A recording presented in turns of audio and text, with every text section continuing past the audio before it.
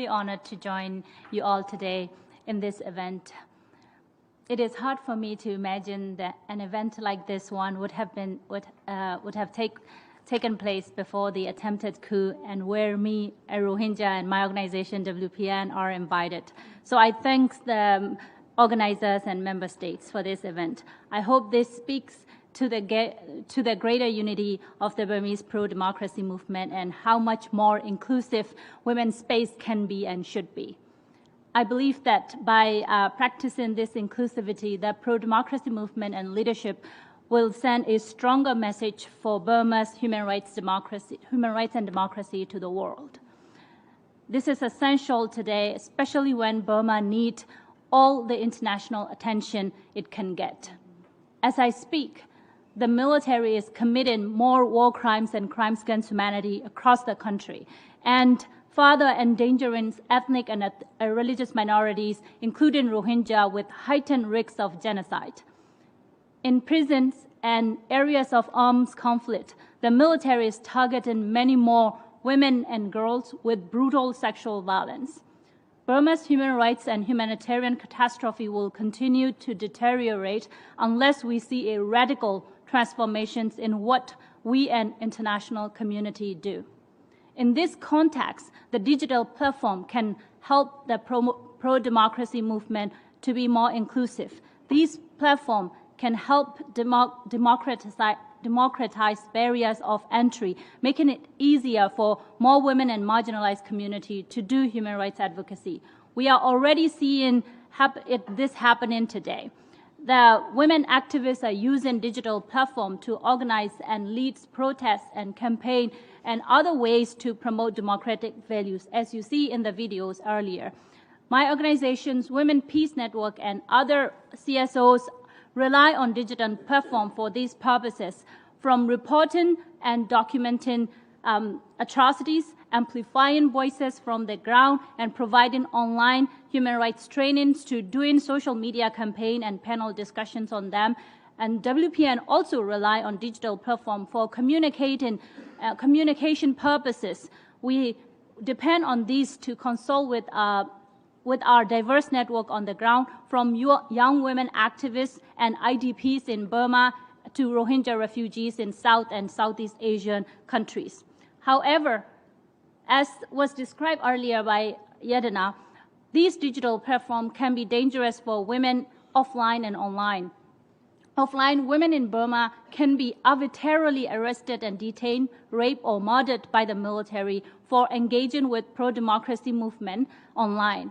The military even weaponized the law to conduct these attacks, for example, by attempting to outlaw the use of VPN.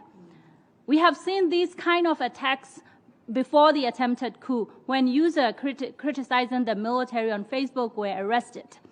And abroad, women online activists on pro-democracy movement can be monitored by their host countries, and this endangers them and their families with arrest, detention, and even deportation to Burma. Online, women in pro-democracy movement are often doxxed by the Burmese military and its proxies, especially on Facebook and in Telegram channel. The Burmese military even developed surveillance technology to deal with these online activities. For example, my Facebook page still receives constant attack and humiliations from these military trolls. And online dangers to women can bring offline dangers. This is mainly because the users who engage with these women online are often the one committing abuses against them offline. Like the case of Rohingya women in 2017, when online hate speech and disinformation, including allegations of fake rape, led to genocidal attack against their community in Rakhine State.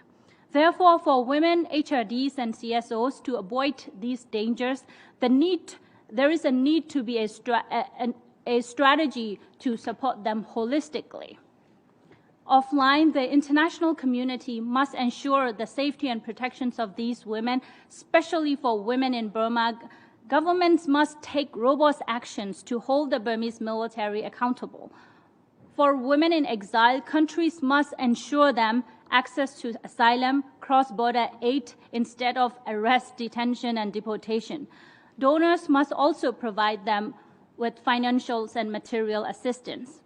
And online companies must issue and implement effective safeguards to their digital platform. I'm calling out Telegram, Meta, and Twitter. These platforms must ban military and pro-democracy, pro-military accounts, or at least censor their inflammatory posts. Google, Apple, and other related companies must stop hosting apps from the Burmese military and its businesses. With all the money and power in the world, these tech companies can easily make these life-saving fixes. Above all, the international community should consult with the women HRDs and CSOs in these issues of digital safety. In Burma's current situations, our unique needs and concerns are developing constantly.